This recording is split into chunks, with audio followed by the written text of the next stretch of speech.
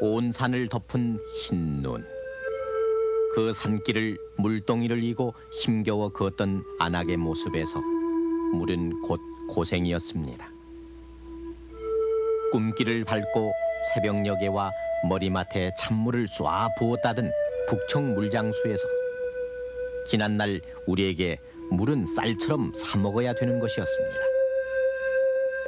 그러나 저 백화점 안 분수처럼 물은 이제 지천입니다. 물을 아끼자라는 얘기가 솔직히 촌스럽게 들리는 요즘, 이제는 더 이상 물 때문에 지게를 지고 물 때문에 밤을 지새는 일은 없어졌습니다.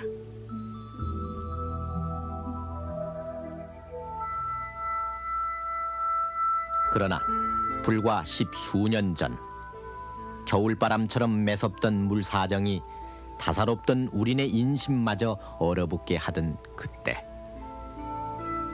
집 고를 때 수도부터 틀어봐라, 물 나온다 물 받아라 하던 할머니의 해수 섞인 잔소리가 끊이지 않았던 시절, 그 귀한 물 한 동이 머리에 이고 휘청거리며 걷다 논두덩에 넘어진 어머니, 그 어머니의 가슴 속에 깨진 물동이처럼 부서져 버린 심장의 고동소리만 공허롭던 그때, 남루한 부엌에선 깨진 물 항아리를 횟가루로 때우는 할머니의 손길이 서러웠고, 물장수가 써놓은 6에 3이니 5에 몇이니 하는 숫자가 적힌 물통을 들고 어디서 설지도 모르는 급수차 뒤를 졸졸 따르던 그 시절, 저 아낙네와 상고머리 소년의 모습은 안타깝던 우리들 과거의 실록입니다.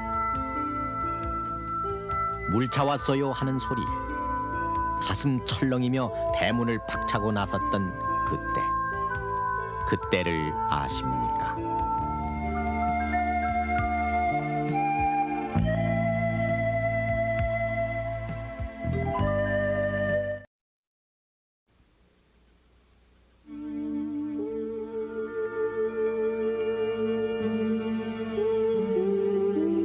더 늦기 전에 어서 물 안 지게 길어 오시구랴. 피곤이 덕지덕지 붙어있는 퇴근길 가장에게 아내는 그렇게 채근하곤 했습니다. 저녁밥을 마련하기 위해서, 숭늉의 설거짓물, 자릿기를 위해서, 그리고 이튿날 한 바가지의 세숫물을 확보하기 위해서 공무원도 회사원도 군인도 모두 물지게 지는 데는 이력이 났었습니다. 세발 자전거로 메뚜기 이마만큼이나 좁아 터진 앞드락을 맴돌다 엄마 눈치를 살펴 그 귀한 수돗물 한 바가지를 시원스레 들이켰던 우리네 유년기의 자화상도, 어느 동네 어느 집이나 내비치곤 했습니다. 부성기 분위기는 하나, 반찬 없인 살아도 물 없으면 못 살았기에 안악들은 물 한 지게 살 푼돈을 늘 부뚜막에 준비해 놓았고, 그때 공동수도는 어느 집 할 것 없이 하루에 두세 번씩 반드시 들러야 했습니다. 그나마 쫄쫄거리던 공동수돗물도 항상 살 수는 없어서 시간에 맞춰 부지런을 떨어도 언제나 더 일찍 나온 양동이의 행렬로 그 지리한 여름 뙤약볕에 마냥 기다려야 했습니다. 공동수도가에선 점잖은 남정네와 아낙네가 얼굴을 붉히며 내가 먼저니 댁이 나중이니 하며 언성을 높이기가 일쑤였고, 이웃 사촌들도 이때만큼은 사돈의 팔촌쯤으로 벌어졌습니다. 한바탕 물싸움을 벌인 뒤 물지개를 지고 휘청거리며 언덕길을 걸을 때면 언제까지 이 짓을 해야 하나 마음은 물지개보다 몇 갑절 무거웠습니다. 그러나 공동수도에 찔끔거리는 물이라도 끊이지만 않았으면 다행이었습니다. 숨을 몰아쉬며 달려갔건만은 수돗물은 끊어지고 꼭지가 빠진 수도 파이프 옆엔 0.76 입방미터의 5원이니 하는 원망스런 간판이 장승처럼 지켜서 있던 그때, 고개 마루터.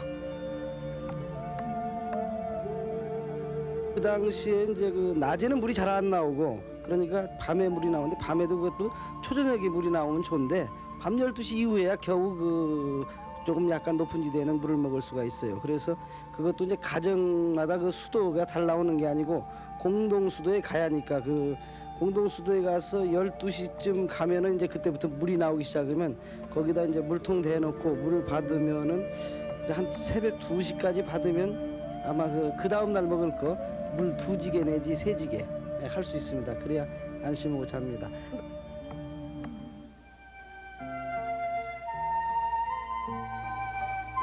물이 돈만큼이나 귀했던 그 시절. 그래서 공동 우물이 있는 동네 집값은 다른 곳보다 엄청 비쌌습니다. 동네 우물은 가뭄만 들지 않으면 버들잎을 띄워주던 인심이 조금 남아 남의 물지개에도 물을 퍼주는 여유도 있었고 또 아낙네들이 모여서 쌀도 씻고 빨래도 하고 이슥한 밤이면은 남정네 눈을 피해 등목까지도 할 수 있었던 공동의 부엌이자 목욕탕이기도 했기 때문입니다.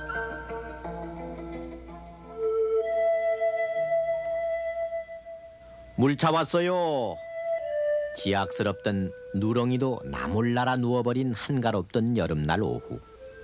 물차. 이 한마디는 동네를 금세 비상 걸린 군대만큼이나 어수선하게 만들곤 했습니다.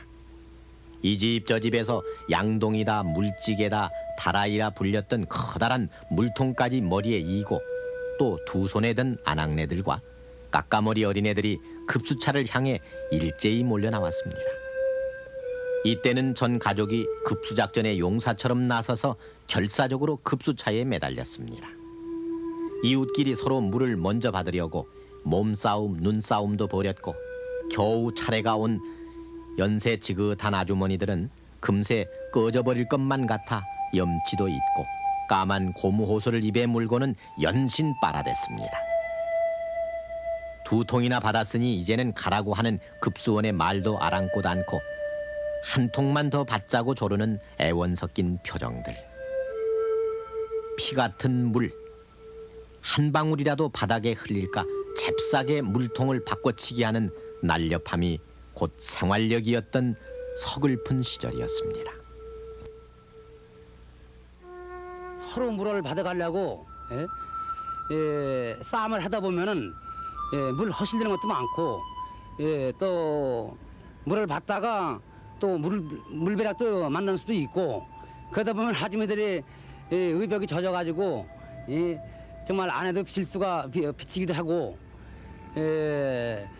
또 그러다 보면 어떤 아주머니들이 하도 답답하니까 물에도 실컷을 좀 먹겠다고 심지어 어떤 수독에 다니는 아저씨 사위에도 삼았으면 좋겠다는 이런 말까지 했었고 또 심지어 자기네 방을 거저줄 테니까 와서 물 걱정이나 하지 않게 사달라고 한 아주머니도 있었습니다.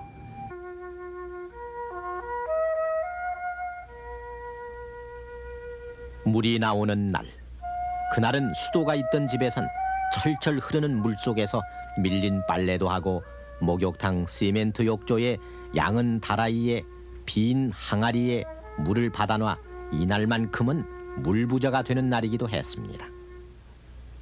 지금 그 흔한 수세식 변소는 그때는 공사에 드는 돈이나 장소보다도 물 때문에 감히 엄두도 못 냈었습니다.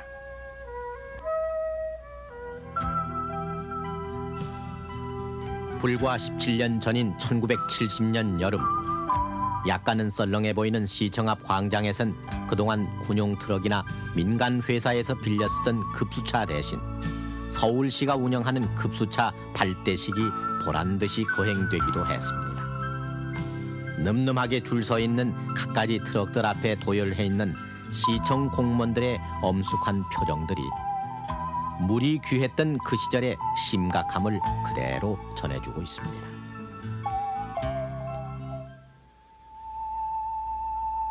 쇳내나는 수도 꼭지를 아무리 빨아도 물 한 방울 안 나오던 운동장가 수도에서 어쩌다 물이 콸콸 나올 때면 철없는 아이들은 배가 불룩해지도록 갈증을 풀고 나선 콸콸 나오는 물이 신통해서 수도 꼭지를 손바닥으로 막고 물싸움을 하기도 했습니다.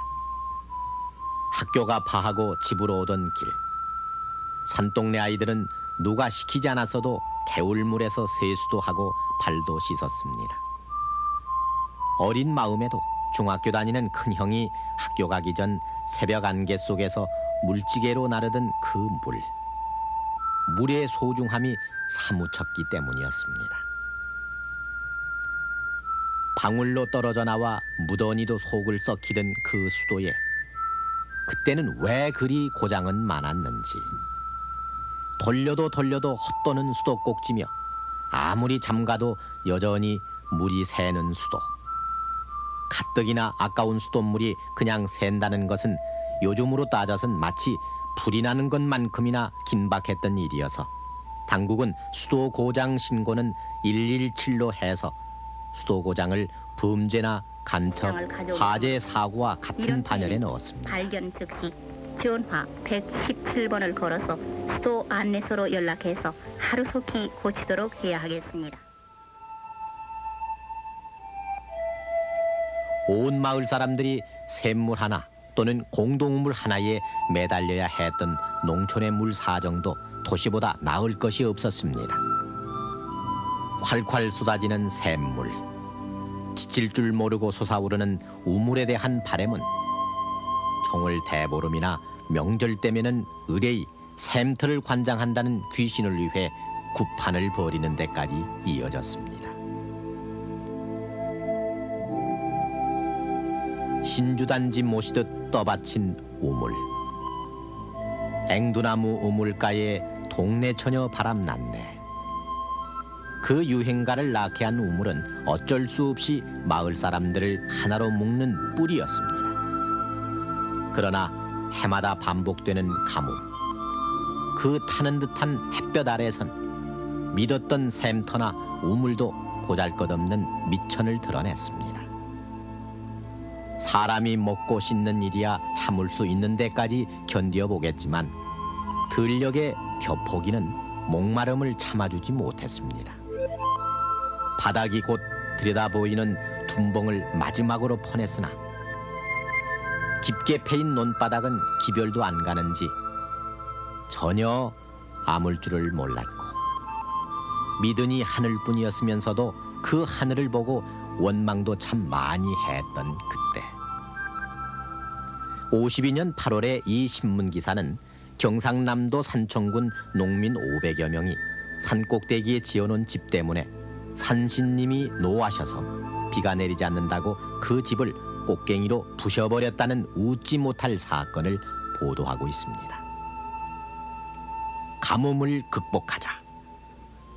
당국은 항상 이런 말로 시리에 빠진 농민들의 한오라기 의욕을 잡아당겼으며 농민들도 죽을 힘을 다해 부석부석 먼지바람만 이는 땅을 파고 또 헤집으며 물줄기를 찾았습니다. 농민뿐 아니라 군인, 은행원, 학생들이 총동원돼 양동이 릴레이를 벌이기도 했고 심지어는 국민학교도 수업을 중단하고 까까머리 철부지 학생들은 물이 찰랑이는 세숫대야를 양손에 들고 열을 맞춰 논으로 향하기도 했습니다. 지성이면 감천이라. 그토록 염원하던 비가 주룩주룩 오시던 날. 그날은 잔칫날이겠지만 또한 마을 곳곳에선 말다툼과 주먹다짐이 벌어지는 날이기도 했습니다. 내 물이니 네 물이니 아니 하늘물이지 하며 물꽃 때문에 벌이는 말 그대로 물 쟁탈전이 벌어졌습니다. 위에다가 소나기가 한번 오면은 가래고 뭐 깨이고 가지고 자기 논에 간다 물가가 아니라고 또라이고 뭐지 다 파 들러다가 서로가 싸움하는 일은 그거는 말도 못합니다. 이거는 내 물이니 이거는 네 물이니 이렇게 싸움을 하늘 물이니 바닥 물이니 그거 싸움을 많이 합니다. 하는데 그 옛날 어른들 얘기 들어보면은 뭐 부인네들 나와서 저 물 못 대라고 남자들 홀떡 벗고 이래 막 고나이도 이래 많이 눕고 이런 사정이 많이 있었답니다.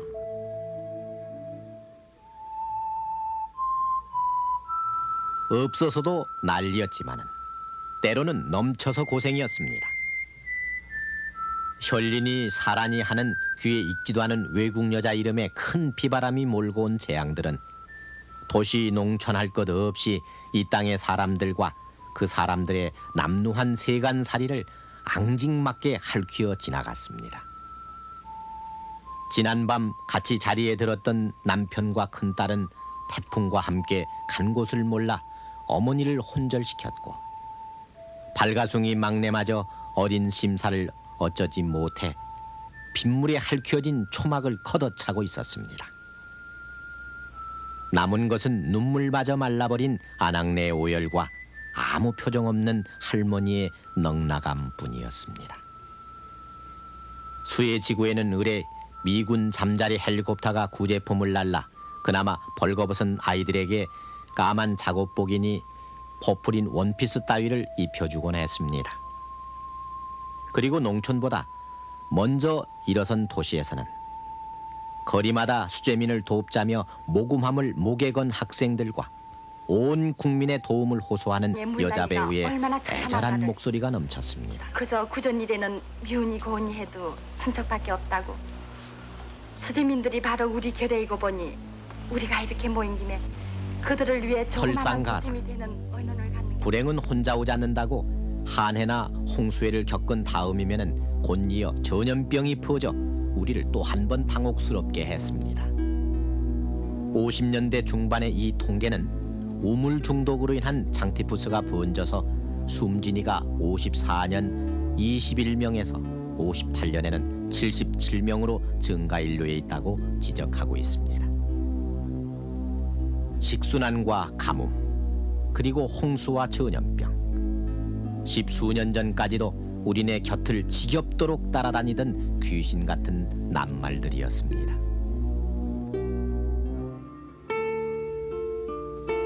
그리고 오늘 65년도 58%였던 하늘만 바라보고 농사를 짓던 천수답이 28%로 줄어들었고 세수대야로 물을 대던 논에는 양수기가 콸콸 물을 쏟아내고 있습니다.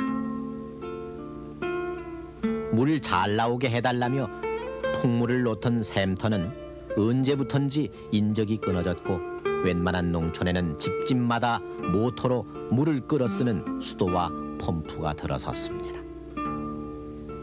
형님이 먼저 때를 민 떼국물 함석 다라이 안에서 더럽다고 투정을 부리다 할머니에게 호되게 등줄기를 얻어맞던 지금의 30대 40대는 때를 밀기보단 피로를 풀겠다고 목욕탕이나 사우나를 찾습니다.